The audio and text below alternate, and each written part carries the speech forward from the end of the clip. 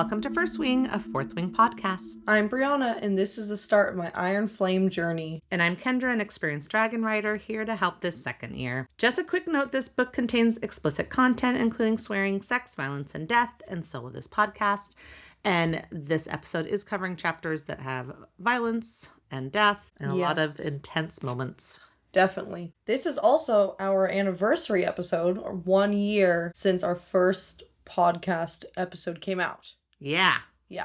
This will come out like the same week, basically. I mean, not the exact same day, but... Yes. Yeah, our first episode came out on July 29th last year, so... That's so exciting. Yeah. That means we've made it like consistent weekly episodes for a year. Yeah, it's interesting because almost got through 2 books in that year. Like, we're so close. We're practically 2 books at this point. But that's kind of interesting. So does that mean Onyx Storm is going to take us 6 months? I can't remember how, like, is it fatter than the other books? I don't remember. But anyways, she better hurry up and get some more content.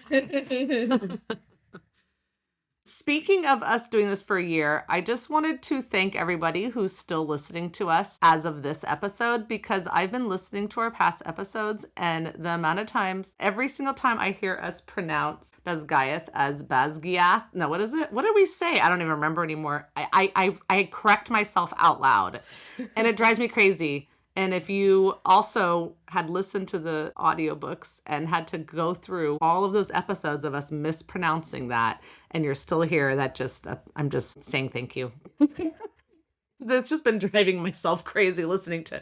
That's really funny. I know, it's so funny. Also, if you do not like to stay through all the things at the end, I just wanted to say this in case you don't know that we do have a Discord. So if you are interested in joining a group of people who like to chat about the books, then find our Discord in the description of the episode. I just wanted to say that because I know we announced it, but it's always near the end, and a lot of people, sometimes they peace out at that point. Yes. Good. Okay, today we are discussing chapters 62 and 63. Last episode ended when Rhiannon jumps on her dragon, on Violet's dragon, to help save her because there's a Venin trying to attack Violet and she's stuck in her seat. Yes. So, yeah, pretty intense spot to end. Yes, for sure. So it starts out very ominous. This little blurb on the top of this is like, what are you trying to say? It says, the easiest way to defeat a dragon is to kill its rider. Though the creature will most likely survive the blow, it will be stunned long enough to be felled. And this is from the book, The Tactical Guide to Defeating Dragons. So it has to be a Chromish book. Yeah. Minimally. You would think so, right? It just says by Colonel Elijah Jobin, but that doesn't tell us anything. No, I can't imagine this is a Navarian book, though. Yeah, that's what I'm thinking. Anyway, so of course you read that and you go, wait, what? Is someone's rider? I know. Yeah. And we have like 2 intense, almost whatever moments here, you know? Yeah. 3. It's just nonstop. This chapter's nonstop. I'm going to do my best to summarize this chapter in a fastish way because it is a lot of maneuvers. Yeah. And I don't need to describe them all. No. But we do start out with Violet freaking out because Rhiannon had jumped on her dragon, and she's like basically got some PTSD because she's, you know, flashing back to Liam, you know? Yeah. But Rhiannon's got this. She's fighting the Venin. It's maybe not going all that great. She does lose her blade, and then Violet has this like great idea. So she like grabs Rhiannon, I think, as she like slides maybe a little bit, and then she gives Rhiannon her other dagger, and then she basically tells Tyrion that she needs him to basically like slide the Venin off, calls out to Rhiannon. Rhiannon just from her name knows what's happening. She can't say the whole thing out loud. No. And then does like the 1, 2, 3. But basically right when she says 3, she shoots the Venin with an arrow from her crossbow and grabs Rhiannon's ankle at the same time. And then he does the spinny thing and the Venin falls off. So it was like like everyone has to be in the right position to get that done. Definitely. So it happens really fast. The Venin falls, right? And then Rhiannon's still there. And she's just so funny. Violet starts yelling, "You reckless, irresponsible." And then Rhiannon's like, "You're welcome. Fix your saddle. I'll retrieve the dagger from the ground." And then she just jumps off onto her own dragon. Onto her dragon, who was ready for her, because obviously they're talking as well. Yeah. But it's just so badass. So badass. Yes, definitely. I love how Violet's like, my saddle's stuck, and Taryn's like, good. Maybe you'll stay there. Well, that does not happen. Does not last. There's not much you can do to keep Violet from saving her friends. Correct. And a saddle that won't come undone is not a block. Yep. Not really. Anyways, we do see like Quinn on the side here. She's like fighting Wyvern, so we know she's still around, right? Yeah. We find out that Melgren's 10 minutes out. He's only has 2 aides with him, and the rest of people couldn't keep up because, Coda is obviously the biggest dragon. Fast flyer. Yeah, and I can't even believe that 2 aides kept up. Maybe they were keeping up-ish. Yeah. Close enough. It does say that the Dark Wielders are holding back a second wave, which we find out more about as we go through this, right? She notices that Sigale and Xaden seem to be outnumbered, but when she says something to Taryn, he's like, she'll call if she needs help. Basically, like, he doesn't need to come to her aid unless it's like, whatever. They're good fighters, Yeah. But this is when suddenly, there's so much happening on this this moment. But basically, Riddick's dragon is being attacked by griffins, right? And all we know is that Taryn yells at Aotrim, like, bellows it. I know. And then Violet thinks, Riddick, right? I was like, no, nothing is allowed to happen to him. This is the second time we almost think Riddick's dying. I know. It's like, she dangles him this instantly. Before it was that, the bolt in his arm or whatever from when they were going down that path. Up that path, yes. Yeah. Anyways, so she's freaking out. We're all freaking out. Taryn goes to help Aotrim, and then Sawyer and, the Gaelic way of pronouncing this is Sleeshag. But we decided that that's not the way that the audiobooks pronounce it. They pronounce it Sleeg. Which makes it sounds better. Okay, Sleeg. I don't know. But the thing is, S-E, like Sinead, it's a sh sound. Yeah, but in Irish Gaelic. Sounds so dumb. Like, his name sounds like Sea Slug. It's it's Sleeshug. Whatever you say. Fine, Sleeg. Whatever. Anyways, so Sawyer comes with his dragon to help Riddick. And they're all coming together.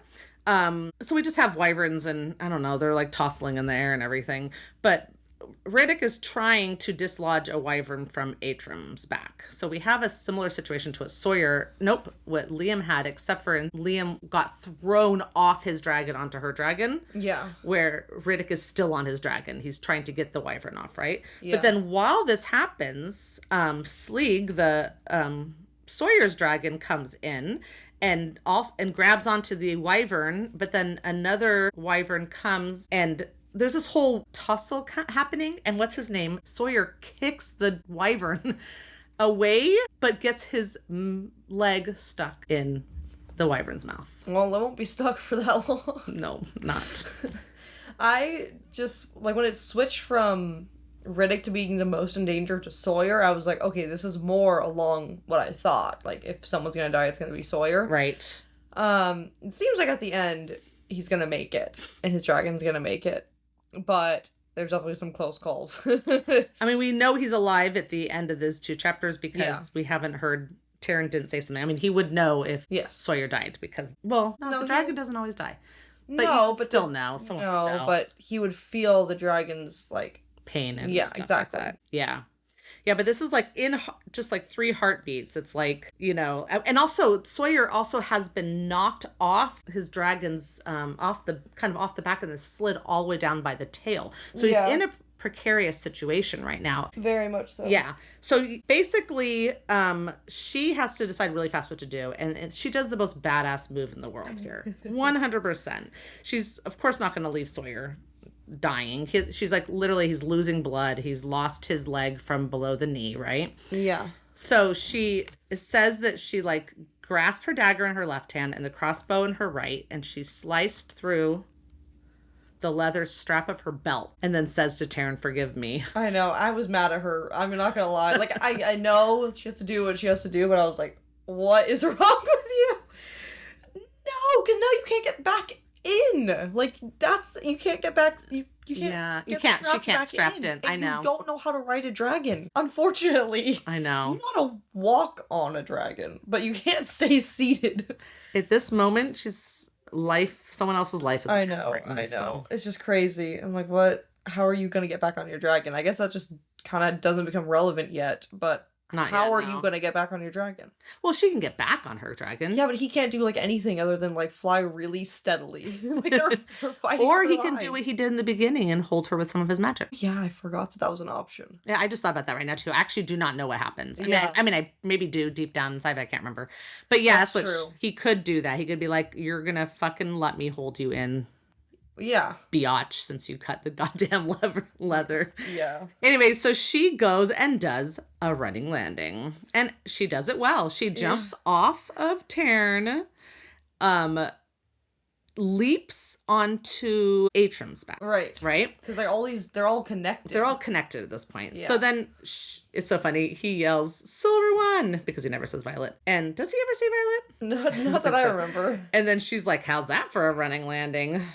And she's surprised by herself because she didn't break an ankle when she landed, right? She landed. Just like running off on and then getting onto the ground. She's mid-flight. She's landing on another dragon. Yes. And they're all in the air. Yes. And they're fighting Wyvern at the same time. Yeah. They're not just holding steady. No. So she manages to land, thank goodness, without breaking anything. And Riddick stares at her for a second like, holy shit, what?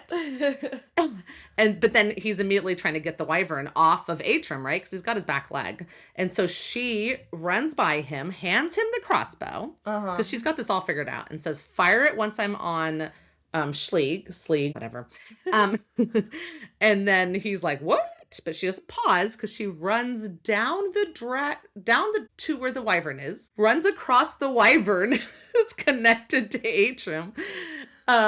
And then when she gets close to Sawyer's dragon, she yells at him. Yeah, which she's not supposed to do. Him. But it's life or death. Yep. And she's like, let me help him. So then the red dragon holds steady so that she can jump on his head, right? Yeah. And then run down to where Sawyer is.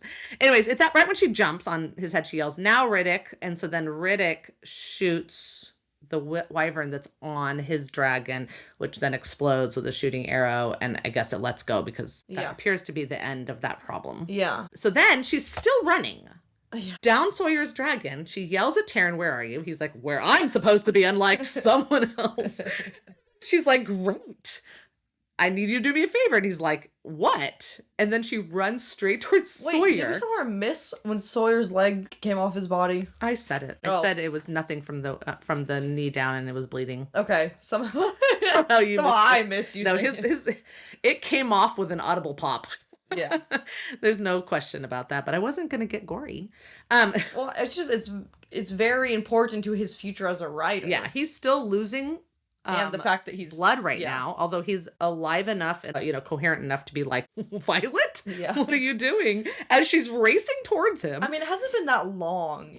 No, because this is all being done a lot faster than it's taking us to even read it practically. Yeah.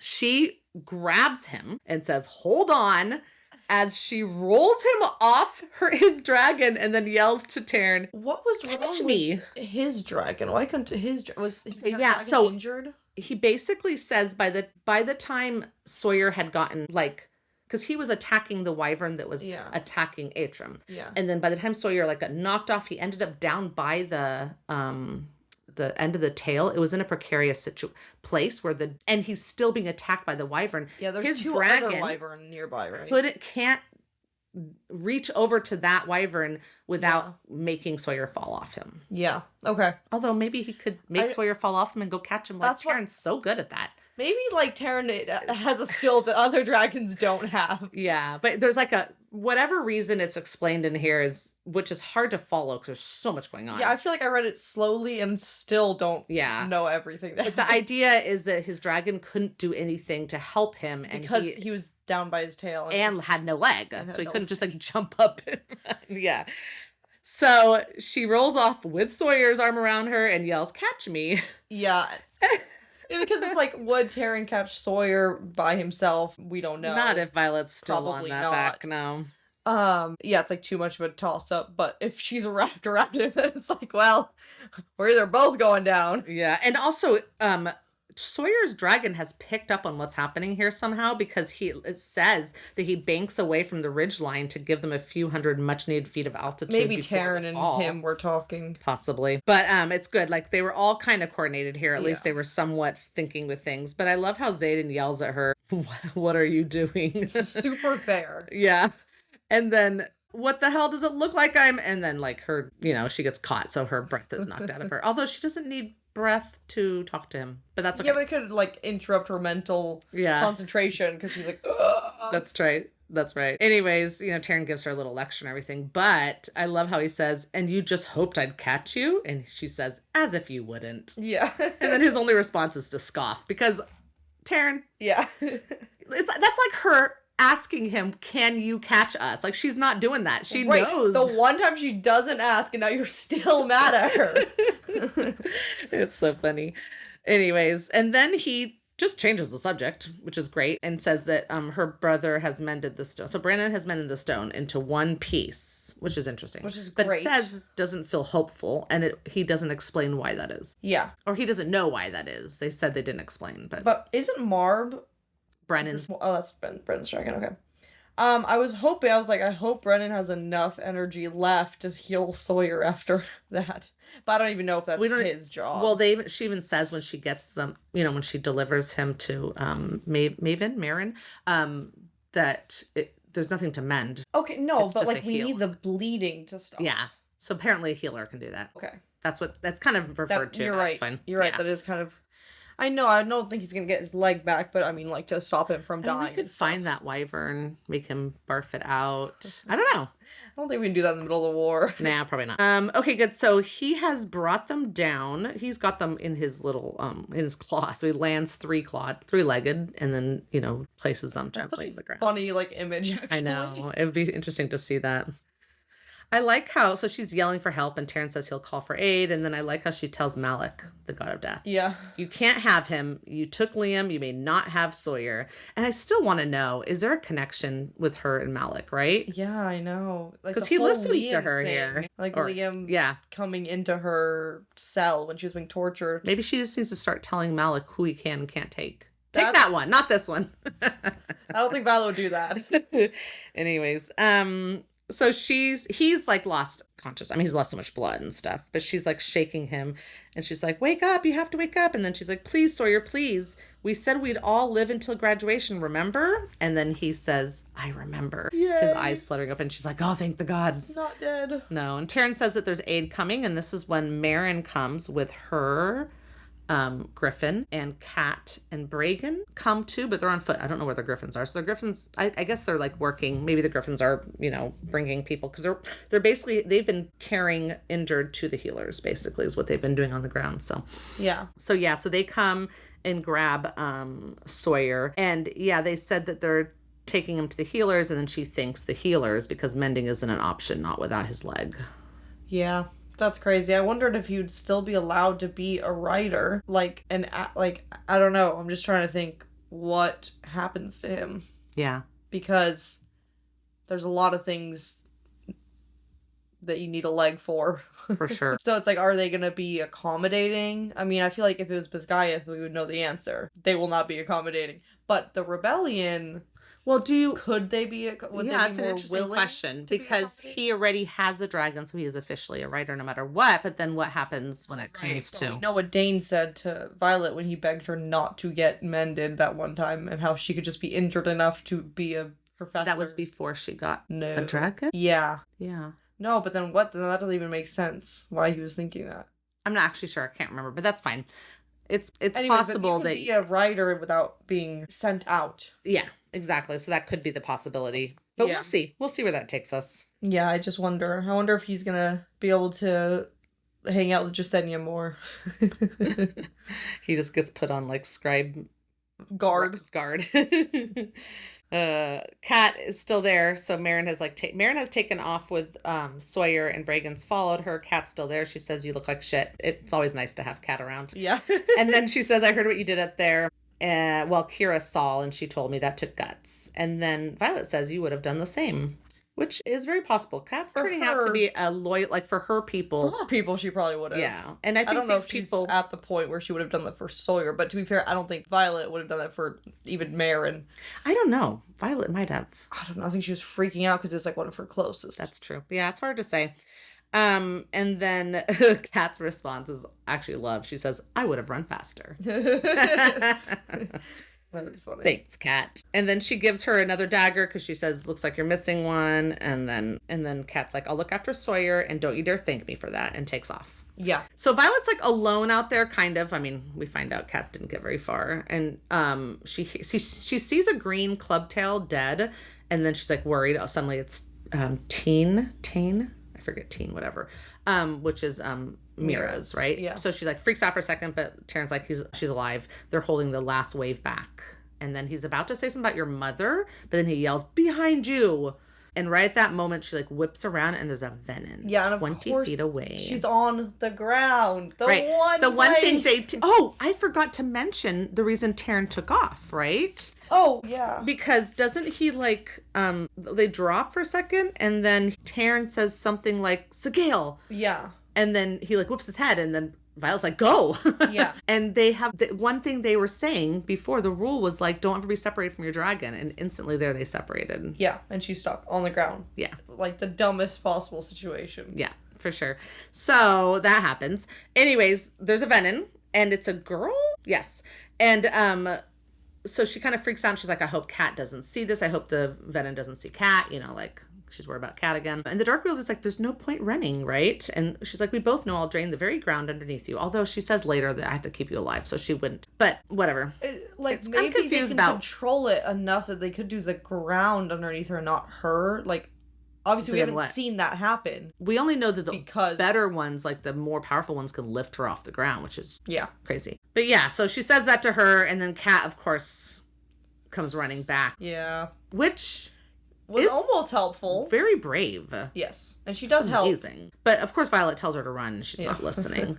So the Dark Wielder like sees Kat and goes to like drop her on her knees and like, do the ground thing.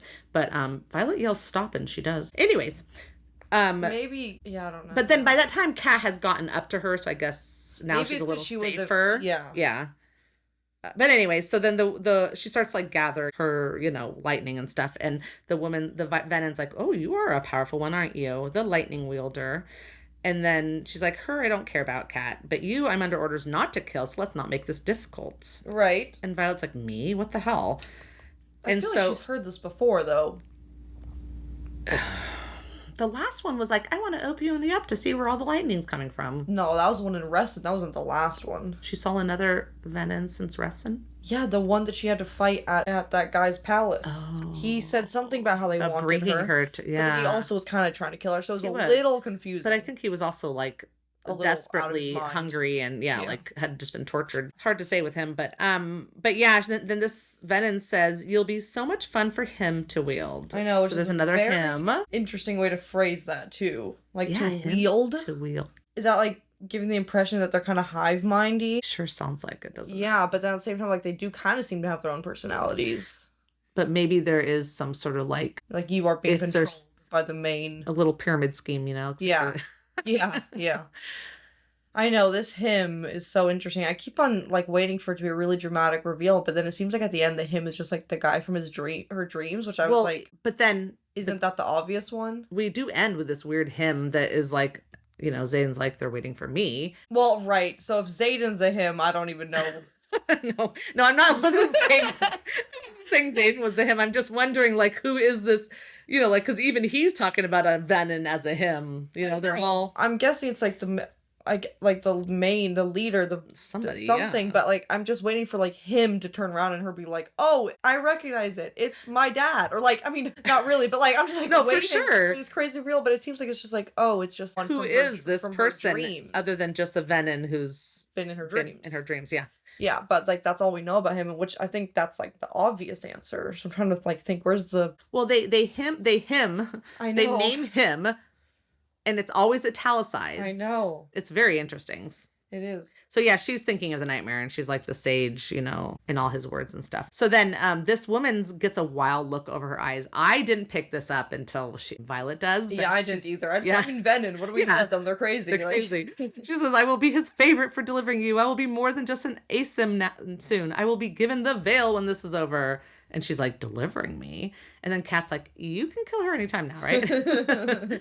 And then but Violet's like, she wants to know, like, what does this mean? She wants more information. And she thinks about the sage in her dream saying you will turn for something much more dangerous, which was love. I'm pretty sure he said, right? Yeah, which at the end of these chapters makes me, Yeah. So then the Venin's like, it will be me. And you can totally see her rubbing her hands together. Yeah. and then this is when Violet's like, oh, Kat's doing this, heightening the woman's greed, spinning her out on her own emotions. Have to admit, it's pretty badass ability when she's not using it on me. Yeah. But then there's another Venin who's more powerful here, and he says it's also an asim because it says the same blue robes. It's not an asim though, because he's able to pick her up off the ground. Do you think that's the same? Well, it says no. It says his leathers are the same color as the pulsing veins beside his eyes. That means he's wearing a red robe. Oh, his pulsing veins are red, and pulsing veins is the next one up from asim. They don't have their veins were blue, like. You know, human beings. No, in the description of whatever's right above an asim, it says, I don't know why I suddenly blank if is it? I don't remember all the names. Initiate? Oh. Asim, sage in general? Is that all it is? Because then he'll be a sage. But anyways, the red veins coming out of the eyes is that next one up. It's red. Okay. That makes more sense. I couldn't believe it was an asim. Not the way he was acting. Everyone else is more powerful than this? Yeah, no. This is one of the more powerful ones. So he says, enough, Win. So we get to know that the Venin's name is Win. How nice. She got named. What does that mean? She's gonna die. And then he starts walking towards Violet, and it says, Cat flies backwards with a shout, slamming into the ground behind me. So he did that just with his hand. So Violet's like, okay, shit, my curiosity's time's over. So she strikes Win perfectly. I know. Her aim is getting so good. And she just becomes like Ash. And yet this guy doesn't seem very frightened by that, which is surprising. And scary. Yes, but also surprising. Like, he just goes fascinating as he walks around her. Yeah. And then he blows up her conduit. Now remember, her conduit's needed for these precise strikes. Yeah, I mean, that's true. And maybe he knows that somehow. Why does he know that? I don't know. Who's the Watcher? Anyways, I mean, we do know that we already know about Jack, but does he know about this? I don't really know. Like, she's been doing all this at the other place. Yeah. Wasn't even with her then. Yeah, interesting. And then she basically drops the conduit, and he lifts his palm up, and she's suspended in midair, just like her dream. Her throat is closed. She can't lift her hand to wield. Like, she thinks this is it, right? Yeah. Taryn yells, stay calm. Thank you, Taryn. Thank you. He's just to remind us that he's still here somewhere. Maybe he should just say, I'm on my way, because he is. Zayden yells, I'm on my way. I can't imagine how either of those are feeling right now. The intense fear you must be going through. Yeah, because they think they're all gonna die if she dies. But here's the thing, even she's scared. They won't make it on time. I won't either, which means I've killed us all. But I'm like, well, they don't plan on killing you, so that's not really the case. Yeah, I don't. Right. What are they planning on doing, right? Turning you into a Venin. Also, she says, but Andarna can live. I love how she's always sure that Andarna's just going to be like, meh, oh well. Mom and Dad died.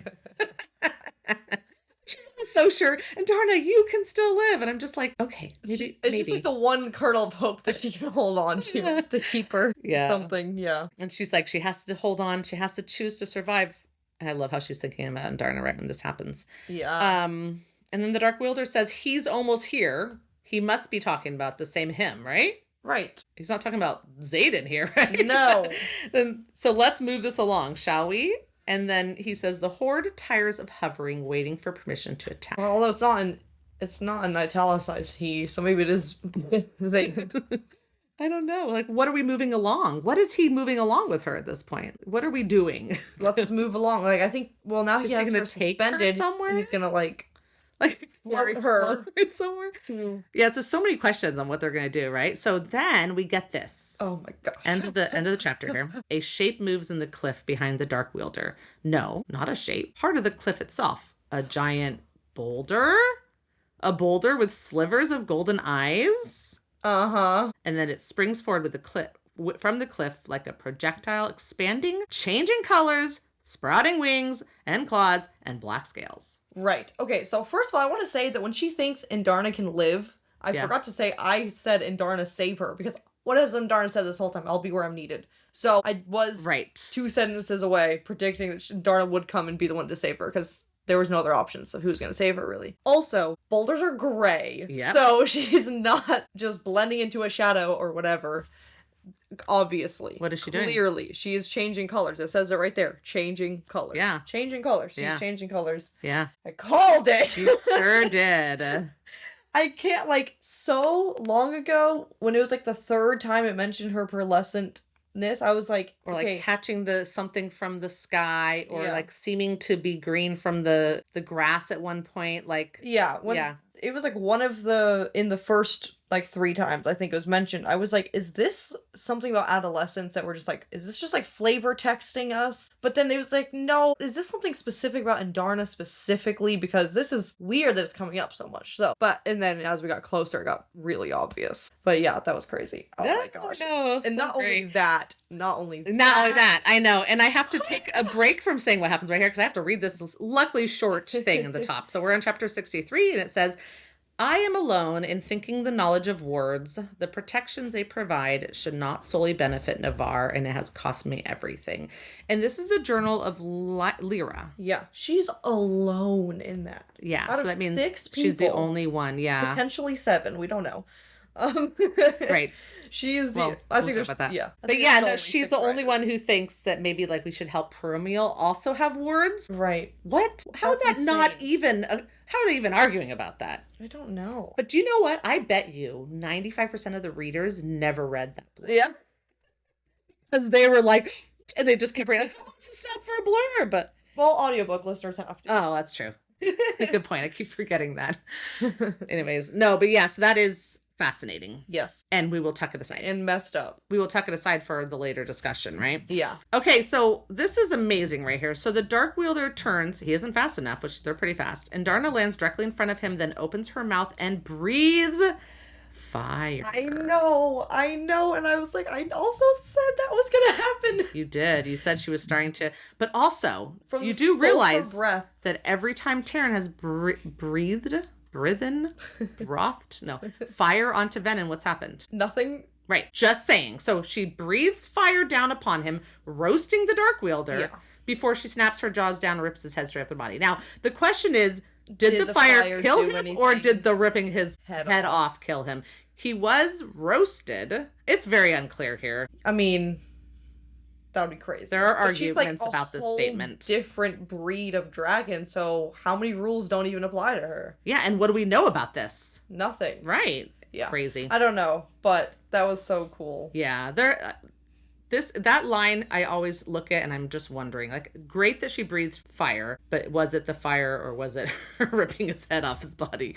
I mean, the second one definitely killed him. It's very interesting. It'd be just like Violet to be the only Signet that can kill a Venin with the only dragon who can kill a Venin.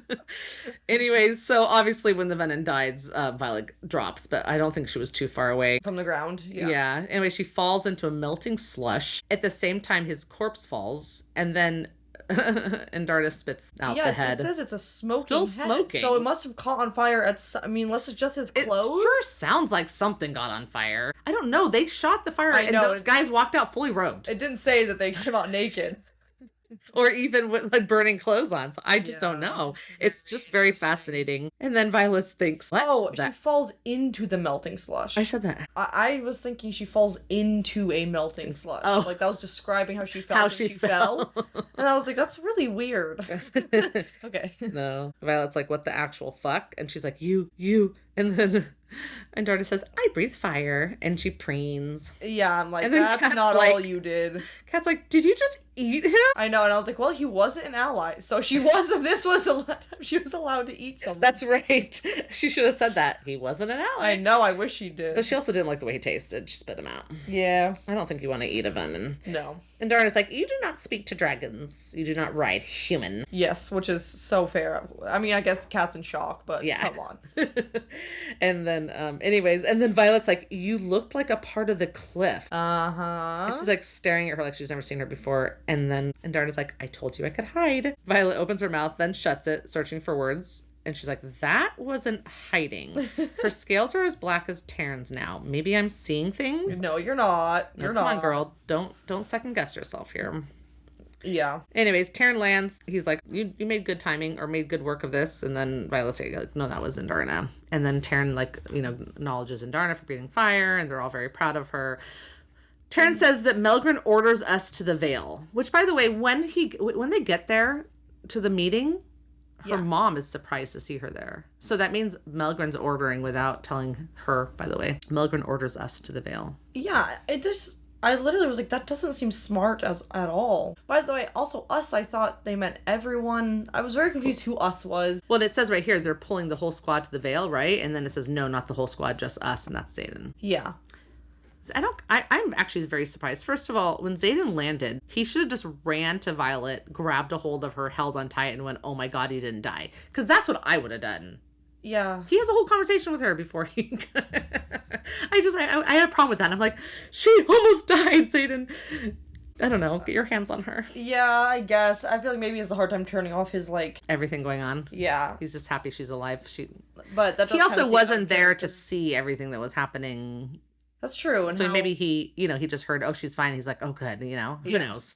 Okay, but anyways, I don't know why that bothered me. It's just... or maybe he knows that they aren't going to kill her. I know, right? Things are suspicious around here. Things are a little suspicious. Shush. Anyways, so yeah, she's thinking how like she's thinking about that line, the horde tires of hovering, waiting for permission to attack, right? So she's like, yeah, so there's a whole nother wave coming.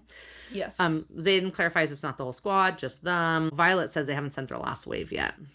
And that both Sawyer and Atram are already wounded. And like we move away, it's leaving Brennan and the ward stone exposed, which is dumb. Right. But they're the only ones that are worried about this ward stone. Yes. Yeah. That's true. Which again is dumb, but that's fine. But she says that they're holding their own up there right now while like the first wave is receding. So we need to go argue our point quickly. Yeah, which is I didn't realize where they were going or what they were doing. I heard like they're getting ordered to the Vale. So then I'm like, are they going to the Vale to argue? I genuinely was confused. Oh, because they're saying they're ordering us to basically protect the Vale, just the two most... Yeah. And then they're like talking about, oh, we need to argue our point. And I'm like, to the dragons at the Vale? I was like, genuinely like, what are we doing? I'm so confused. No, I'm actually glad you pointed that out because I actually didn't catch this. So when they have this conversation later on where they're like, yeah, no, only Xaden and Violet were being... I forgot there was only Xaden and Violet being pulled forward because that means they were leaving everyone else as bait to die in the slowing down, which means they were going to leave her squad out there to die. I actually didn't catch that before. Yeah. Yeah. Okay. Terrible. There's no way they would have had to kill Violet, which would have been a waste of time. Waste of valuable resources. Okay, so they have to go quickly, right? So she tells Andarna to go to Marb, and Andarna says the same thing. I will be where you need me. And she's like, fine, as long as that's with Marb. Fine. It's like, okay, has she listened to you once? No, but whatever, fine. Also, I love this line. I lift my eyebrows at a dragon. Yeah. She's like, she's sort of making fun of herself for doing that, yeah. But she does walk off in that direction, so, who knows what she's doing. She's going to go hide herself again. Probably waiting. Well, I mean, being next to Marb is honestly where she needs to be now. Right, actually. So, it kind of makes sense. At this point, that's exactly where she needs. That's exactly where she needs to be. Yeah, so I guess they have to go through the Basgiath, I almost said it wrong just after all that, halls, and so they pass infantry. No, they pass the healers area, and I guess there's people everywhere. The infantry have got it hit worse, obviously, because they're on the ground. And there's like all these people, they run out of beds, they're out in the hallways and that kind of stuff, right? Yeah, it's not good. Yeah. Kat grabs her for a second before they like head out into the courtyard and says, tell your mother we'll fight in the air if she can stop the rain. If not, deploy us like the infantry. We have more experience fighting Venin than almost anyone here, and Griffins are exceptionally quick on the ground.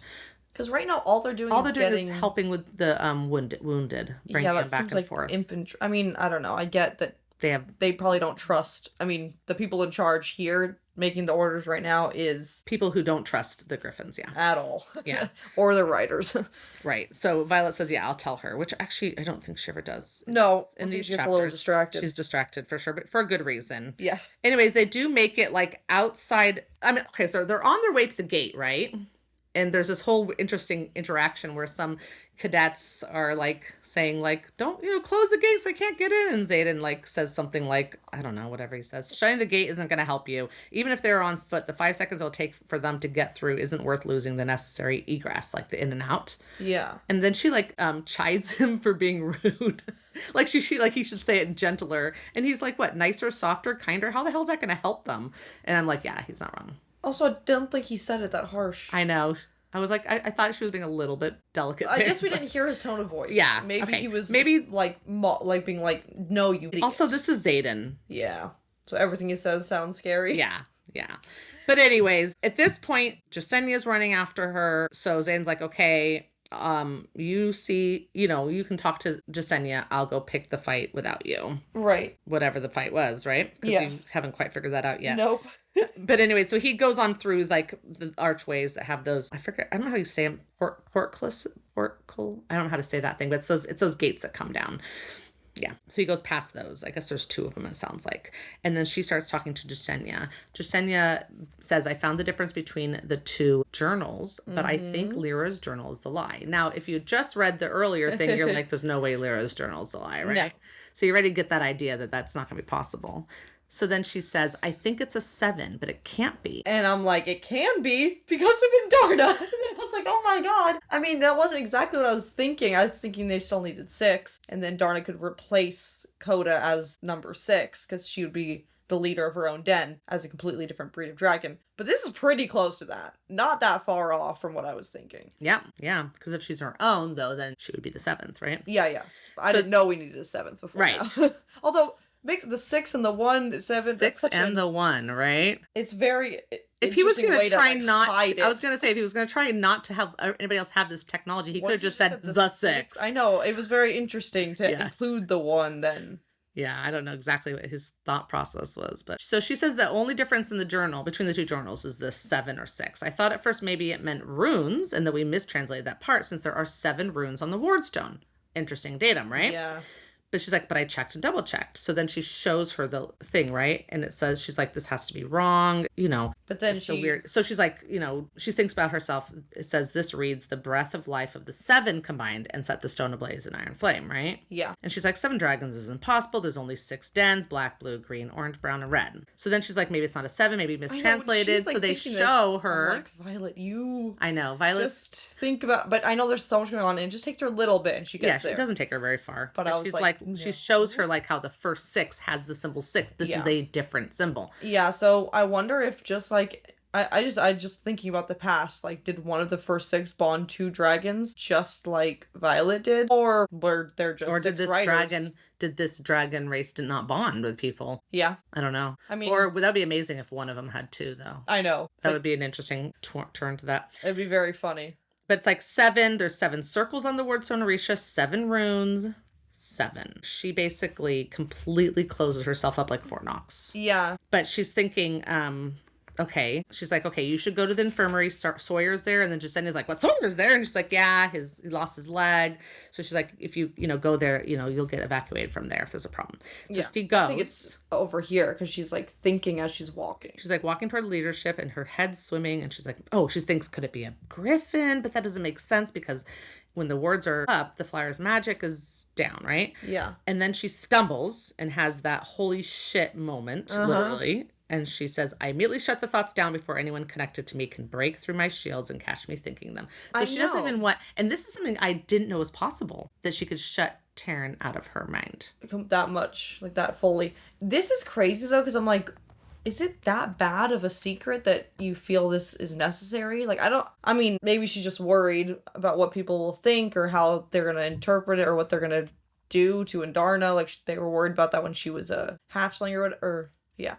Maybe she just didn't process enough to be sure she wants anyone to have caught on. Yeah, like it is obviously a secret in the fact that no one knows it. Now, if Taryn was very carefully paying attention to her right now, he would have caught on to this as well. Yeah. But is he distracted by the argument? Where is he? And also, does Andarna know? Because if Andarna knows, how does no one else know? Like Taryn's never asked her, like, so why are your scales per lesson? Because that's not normal. Like, it's fine. I know. It's fine. But the secrets of the dragons are still weird mystery of mine, like how dragons have secrets from each other and stuff. I just didn't think this was that scary of a secret, like some secrets are, but maybe it's just to, like, get the reader, like, you have to wait. I think it's letting you drag you out here. Yeah, I think that's what it is. So she does finally get up to where Melgren and her mom and Xaden and stuff are, right? Yeah. She puts herself in the middle of her mother and Xaden. That's a move. And then Xaden's saying absolutely not. And Colonel Panchek is like, you think the cadets will be able to defend all of this? And then her mom looks at her and says, what are you doing here? So her mom didn't realize she was coming. Yeah, I guess she just thought the only Xaden was going to come argue or something. Yeah, I don't know. And then, they just thought they were ordered straight to the Veil. Yeah. They didn't say, come talk to us. And she would be in the Veil, maybe. Yeah. And then Melgan's like, she's never far from him. Like, we really need your stupid side comments. Peanut gallery. I love that we're going to get into it in a second here where Xaden's like, actually, you don't order me. Yeah, I'm like, I know. Yeah, like, the fact that they still think they do is so infuriating. Oh my God. It's true. They see the wyvern waiting, right? And she's thinking, like, it says her stomach churns at the thought of who they're waiting for. She's still thinking of this guy from the dreams, right? Yeah, and I'm thinking, is that the only one him is gonna be? Right, or is him Xaden? Like, I don't know. Who are they waiting for? We're not taking Taryn and Sigale to defend the Veil, Xaden says. They've already have first and second wings plus every unbonded dragon. So now Sigale and Taryn land next to them. And she's like, I hope Andarna's not hiding over there with them, but whatever. I hope not, too. She should be by the wardstone. Yeah. And then Melgren gets mad at him for the fact that he can't predict the outcome of this of this war. And they're just sort of like, okay, we'll leave. Sorry. Yeah. Should we leave? Are we bothering you? Are you serious? Would you like me to bring back to life all the wyvern I just killed? Yeah. And me and Violet will go. Yeah. You probably don't need her. Yeah. It's so funny. Oh my goodness. Anyways, Xaden's in true form with his sarcasticness here too. But her mom's like, the Veil is the only thing that matters. The archives are already sealed. The rest of the fortress can be rebuilt. Right. So, forget about the healers that are healing people. All the rest. No. So Xaden's like, you're going to abandon it. And he uses that cold, menacing tone that used to scare the shit out of her.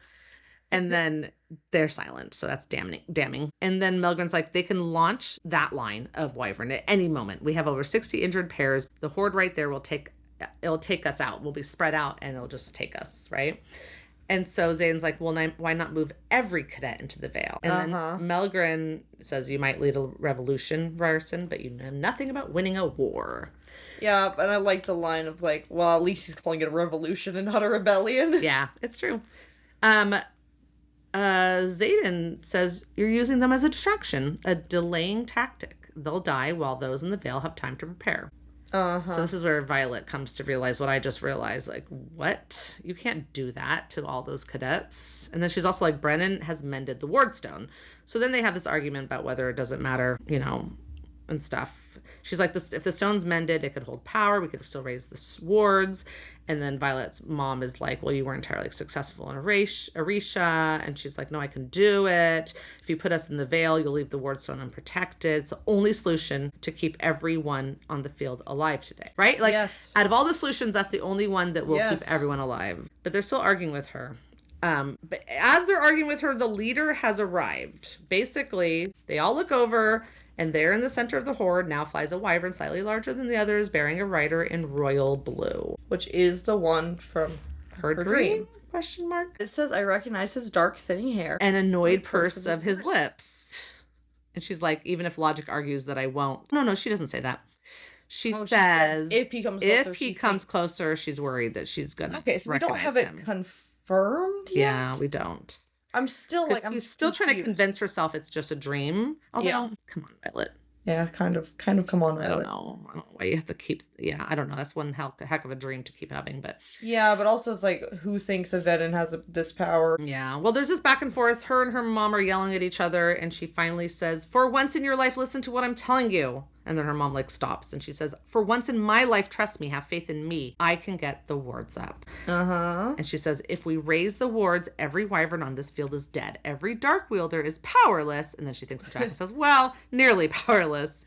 Name one other weapon capable of managing that feat. Just go down there with me." So I guess, why does she have to go down there with her? Because, I don't know. Just go down there with me and see it will hold power. Help me imbue it, because her mom's very powerful. Yeah, also Sloane. And Sloane. Let's get Sloane. Where's Sloane? Come help imbue it. Sloane. Because that's what we know about Sloane. Like, what else is the reason for this power of hers to be revealed, if not to help? To help right here. Yeah, no. Moment. Let's see what happens.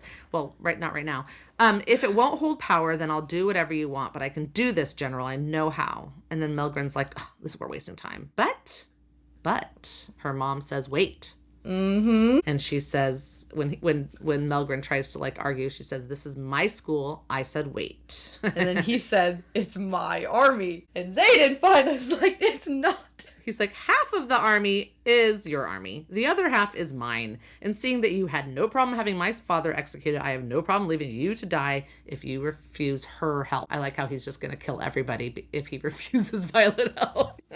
This is Xaden's priorities are very fucking clear. Listen, you're going to listen to my girlfriend or we'll all die. And respect her while you're at it. Honestly, they would all die anyways. It would almost, if they refuse to raise the wards, it would make more sense for everyone to leave than to stay to die. Yeah. For what? Like for people who don't care about them. Yeah, it would make more sense for him to for a place that they're willing to sacrifice anyways. Hey guys, we're taking off. We're out of here. Yeah. They might not make it out, but they could try.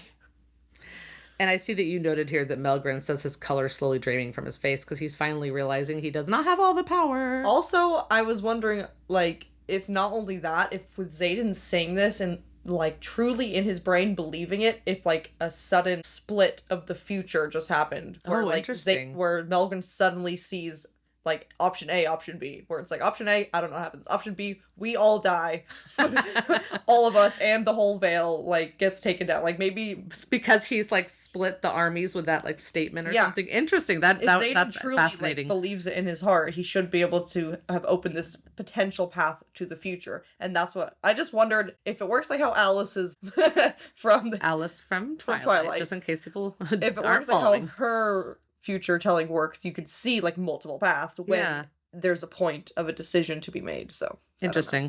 Yeah. So then Xaden's like, I was kind of curious what this meant right here. So he says, you want to walk with me, Violet? And so she like twines her fingers with him, follows him as he walks out of the archway, past Milgren and toward the dragons. Something in his tone, maybe it's resignation. Mm-hmm. I don't like that at all. I don't like that either. But then it says, Milgren's like, where are you going? They're about to attack. And what does he mean when he says, I'm buying her time, the time she needs? Violet.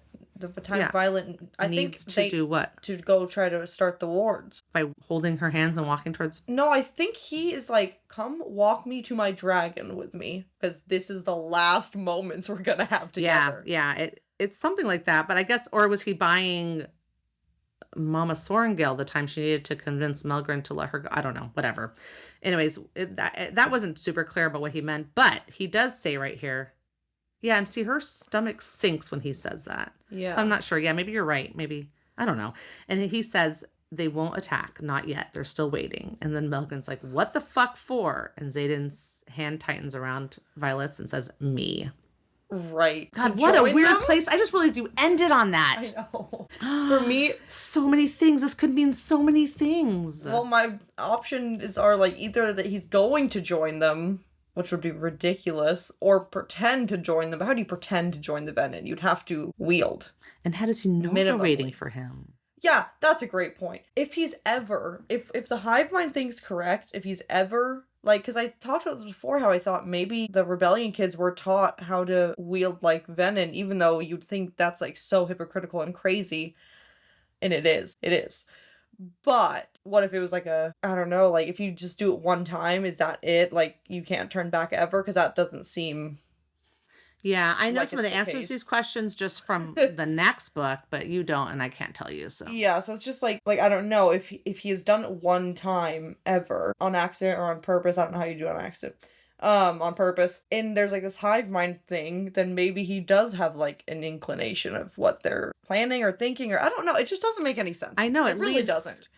I'm just trying. A crazy place to leave. Oh my I'm goodness. trying, but I just think whatever this means or doesn't mean, or whatever being a Venin means, if we're going to talk about a crazy end to this book, seeing Xaden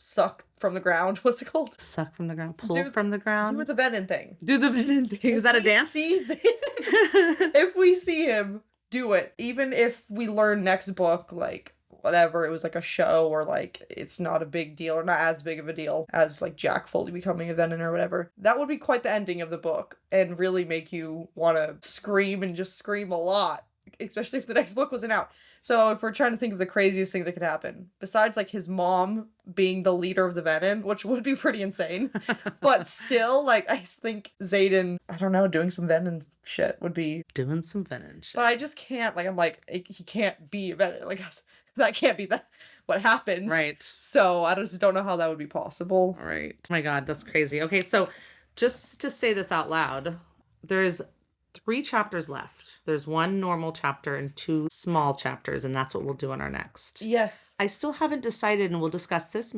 maybe afterwards, if I want to have you read in the part of the recording. Oh, okay. So we can get some live reactions. Okay. However, we'll discuss, and then you guys will find out next week. Yes. But either way, next week will be the last episode covering the book. The last episode of chapter recordings. Yeah. Yep.